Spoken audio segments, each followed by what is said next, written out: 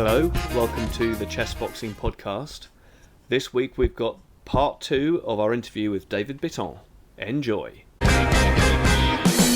So when you were filming, what was your favourite show that you went to? What was your favourite scene? What's the bit in the film where you think, you know what, this is really something to be proud of, this particular section? Yeah, I wasn't personally there for every single event. I was there for most of them, but there were a few that I had to leave my camera crew to film for me, or I had to hire some people remotely because I'm based. I don't know if your listeners know, I'm based in Canada, and so any event that kind of happened, there's no chess boxing happening in Canada. The only Canadian chess boxer is Sean Mooney, Mo Mooney, Mo Problems Mooney, who fought on a lot of London events,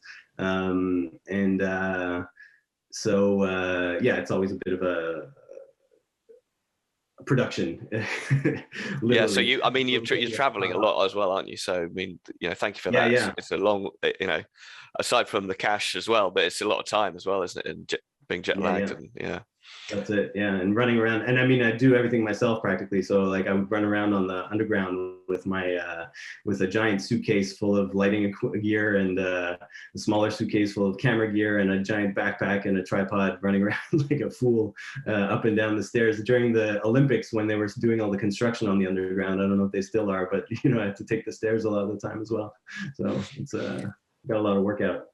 Yeah, sure. I mean, I think some of my favorite scenes are the bits, because from my point of view, I obviously came into the sport just as you were finishing shooting the film. So, and I only got one side because I only met Ipa once in Paris at the Paris show, which was a couple of years ago. So for me, it was really nice to see.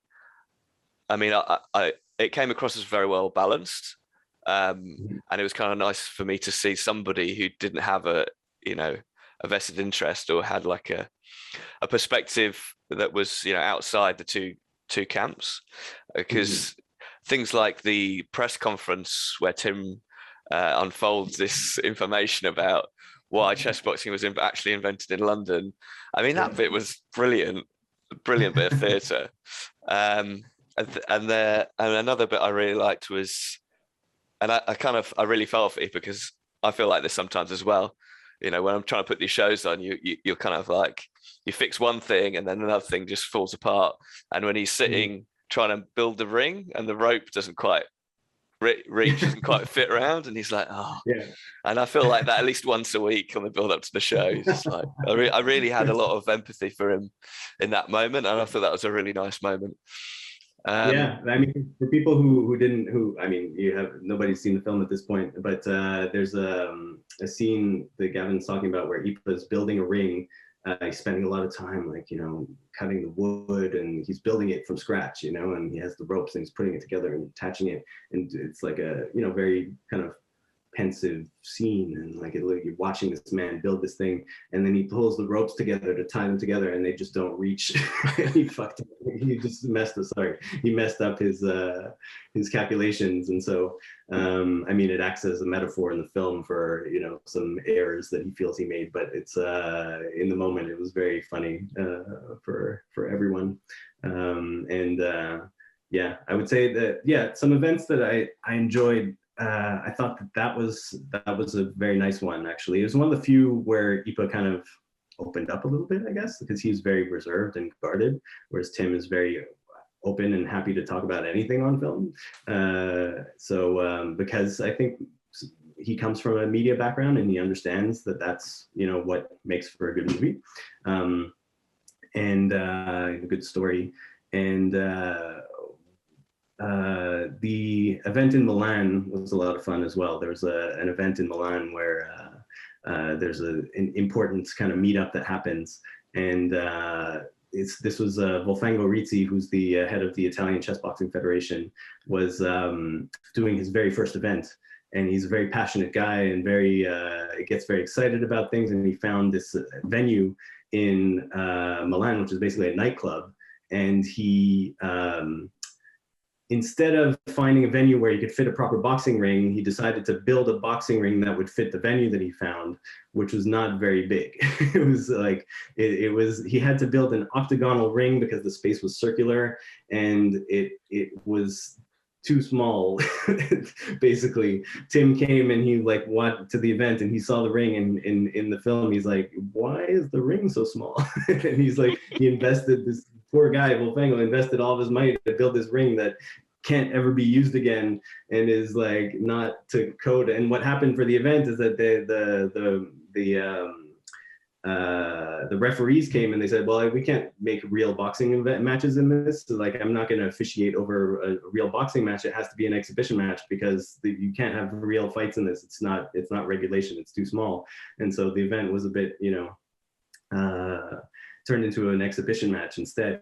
And but the whole thing was quite entertaining in the moment. It was a bit of a comedy of errors, and the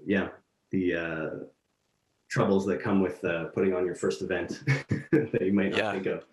I mean, putting on that first event, it must be nerve-wracking, because you don't know, how it's going to go, who's people are going to buy tickets, and there's. I mean, we're quite lucky we've been in the same venue for quite a few years now, so we kind of know it like the back of our hand. But when you first start in a new venue, there's always so many problems, and some things you can predict and some things you just can't predict. And it's a lot of uncertainty. But we should probably just give Wolfgang a shout out as well. I know he's running an event in Sicily around the same time as our event. So I hope that goes well for him. And I had a few more questions. Have you seen the film King of Kong? Sure, of course I have. Yeah, the King of Kong is, I don't know if you knew this, but the producer of the King of Kong is one of my favorite documentaries. And the producer of the King of Kong is somebody who I sought out, and he's the executive producer of my film. So Ed Cunningham, because the King of Kong, for people who don't know, it's a film about two people competing for the Donkey Kong World Championship, basically like the world record. And that has been held by this one guy for 20 some odd years. And he's seen as this god in the video gaming world. And there's this guy who in his basement has a Donkey Kong machine, and he's like, I could beat that record. And it turns into a whole thing where he's up against this machine of people who think that he's like this god, and that they don't want this other guy to come in and take away his record, and even though he actually beat it, and there's all this deceit and deception. It's like, you can't tell this. If it were a fiction film, it'd be a joke, like it wouldn't be taken seriously, but it's real. It's like crazy. So the best story, but it's also like what made me want to seek out Ed was that the story, it's a community that is easily mockable from the outside, but that the people within the community take the thing that they're doing very seriously. And so I saw an analogy to chess boxing, where a lot of people can mock it from the outside, but from the inside, people are doing this because they care about it and they love it. And so that's why I thought Ed's treatment of that was something that I wanted to kind of emulate or use as a guide for the chess boxing film for By Rook or Left Hook. So I sought him out, and he was fascinated by the story and came on board and helped me out. And without him, I don't think I would have gotten to the point where the film is now. It's so interesting that Ed produced The King of Kong, because it really, your film, you could kind of see the parallels in it, and it's one of my favorite films. I've only discovered it recently, but the characters are so, like you say, they're so invested. They're so invested. They literally spend like tens of hours a day playing this game, and they just take it so seriously. And it's kind of similar in chess boxing. So, and sometimes you just have to like step out and just think, it's fun, it's a sport. We're supposed to be having a good time. And I think we always try and at least keep that in the forefront of our mind, and make sure that whoever's involved is enjoying themselves and feels comfortable. Ed was joking about how the King of Kong, though, is a film that has zero stakes. Like, it's really just a film about these two guys who are obsessed with this score. Like, there's no actual stakes to it, It's very like chess, though. It's very like chess. I think, obviously, in chess, there's cash money prizes, but actually, people do it for the status and the ego, don't they? I mean, I think that is, at the end of the day, that's what it's all comes down to. And if you're going to be a good chess player, you have to hate losing and love winning. And you really saw that play out in The King of Kong as well. Yeah. And Yeah. also there's kind of like a nerdy element to it as well. Yeah, and but the passion is what makes you care about the film, like the characters in the film. Like he still, there's no stakes, but you still care about them for some reason, and it feels like they're high stakes. And he what he's proud about for the By Rook or Left Hook is that this film has deep stakes. You know, like Tim's life is totally totally uprooted and changes from start to finish in the film. Like there's I'm not going to give it away, but there are big life moments that happen in the film for him, and that drives the narrative, and for Ipa as well. And so it's like there actually are big stakes in this film, and it's about this kind of like nerd culture, so you get your double whammy of and I understand that both, well, obviously, unfortunately, Ipa's no longer with us, but I understand he was able to watch the film. No, Oh, he was, no, he never watched it. No, he's never Oh, seen it. okay, Yeah. that's terrible. Yeah, I was a bit gutted about that. Actually, it's Yeah. I mean, it was like having the rug pulled out from under me when he died. The whole, I'm sure, as it was for a lot of people in the community. And it was Tim who told me about it in the first place. Yeah, total shock. I've been staring at this guy on my computer screen for close to 10 years at that point, and thinking about his every move and thought and what he was going to do and how he was going to perceive the film and what was going to happen and all this stuff, and all of a sudden he's gone. He didn't get to see it. He's not and he's no longer around to work on the sport anymore and see his vision through. So it's like yeah, it was really sad. It's still shocking that he's not around, and we still don't know why. It was total loss. Yeah, I think he's still, there's obviously a huge hole that he's left, and yeah, in Helsinki in particular, that sort of really came across. So that's, yeah, I mean, that's really sad they never got to see it. But Tim's seen it, I take it. Is he? Yeah. What's his take on the film? Yeah, I was super nervous to show it to him, as as you would be after, like, he didn't know very much about what I was doing. He gave me full trust in that, in the story I was going to tell. And he just thought that I was, doing something that he was, fingers crossed, was going to be good. I'm sure he was super nervous about it as well. And to finally see it. And I think, from what he told me, if he's to be believed, which I think he is that he loved it. I think it was a very confronting experience for him, I think, to see this after so many years, and to see his life play out basically in front of him from a different perspective than how he experienced it. But yeah, he said he was really, really happy with it and really loved it. So I'm really happy about that. And I did show it to Ipa's friends as well, and they were, part of it, I'm sure, is that they wanted to see their friend again, and they were happy to see him, but they were also really moved and felt like the film was a good representation, and they were really happy. Like, they felt that it really did a good job of telling the story. So I'm really happy about that. That was my big fear as well, is that, like, how are the people who gave me their time going to react? And so I'm very glad that it was they feel good about it. So and just on the sport in general, because obviously you were involved in the sport before I was, and even since you stopped filming, you've still been keeping an eye on what's going on in the sport. I wondered if you had any sort of, obviously Ipa's no longer with us, and how you see the sport moving forward. How do you think it's going to change? Is it going to change? Where do you think the sport will go, sort of in the near to medium future? Yeah, that's a good question. I think, the way I see people are taking it is that it feels like it's going the way I was talking about at the beginning, where like it's going back to more of a grassroots thing. Like the World Chessboxing Organization seems to be like working to bring in people from around the world, and just kind of welcoming new clubs into the organization, and people who are willing to do it and start from scratch. I don't know what kind of support they're giving them to help start their clubs and do their training and all that stuff.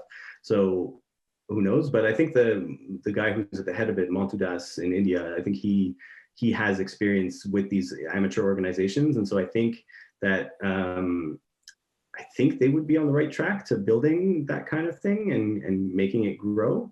And I see that what you guys are doing, like the events that you keep, I mean, it's been tough because of the pandemic, like there's nothing really going on. But if things pick up again and, you know, people are willing to go to events and keep it going and training and all that, that I think that it'll, it seems like, you know, things stick around for long enough and people start taking it seriously. So I think that's, if you guys are just tenacious about it and you keep kind of plugging away and you're, you know, don't get discouraged, I think that it'll grow into what it should be, you know? And so I'm hopeful, optimistic, and I think it'll gain the notoriety that it deserves, if given the time. Yeah, I think it's really interesting what Monty's doing in India, and I think you're right. I mean, undeniably, the kind of grassroots organizations, the sort of the numbers of people who are involved over there is incredible. Yeah, and I'm sure probably other chess boxing clubs have seen. Well, we've certainly seen over the last 3 or 4 years a lot more people coming into the sport, and we're very lucky that, you know, it makes everything easier. You know, it makes the shows easier because you've got more people to pick from to match, and it's obviously very hard to match one sport, let alone matching people on 2 sort of disciplines. And then we're very lucky that we have a lot of people who are willing to give up their time for free and work on the shows, or, you know, work behind the scenes and that kind of stuff. And yeah, the grassroots thing seems to make everything easier, and the more people we have involved, the less of a challenge everything is, and the more you can sort of stretch yourselves, and the more you can achieve. Yeah. So it'll be really interesting to see how that pans out. And I think people like that, you know, that's part of the attraction, I think, is the nature of the people taking part, that, you know, they are just normal people. They might be dressed as a giant robot, but he still goes home, and, you know, the next day he's working in his bank or whatever. So I think people like to see, you know, normal people and think, well, perhaps, you know, I could do that, and they probably could. So just before you go, David, I need to ask you, I think I might have asked this before, but these things often change. So I wondered what your favorite chocolate bar was. I forgot that that's the main question. I haven't prepared. My favorite chocolate, I love candy, so I'm like a junk. All right, so you've got to have to pick one quick then. It sounds like you like quite a few. I've got a long list. I have to. Let's see. Currently, I think this may have been the same as last time, and it's a UK nod is the picnic bar. We don't have it here. We don't have it here, so anytime I go to the UK, I'm always seeking out picnic bars, because we have something similar called a Mr. Big. I don't know if you have that there as well. No, it's a great name though. Yeah, it's a giant chocolate bar that's basically the same as a picnic bar, but without raisins, and it has this wafer in the middle that's kind of like marshmallowy wafer or something, and it's delicious. But the picnic bar with the raisins, I don't know, that does it for me. I'm a big fan. I know a lot of people think raisins are disgusting, and do they? I don't know if that's true.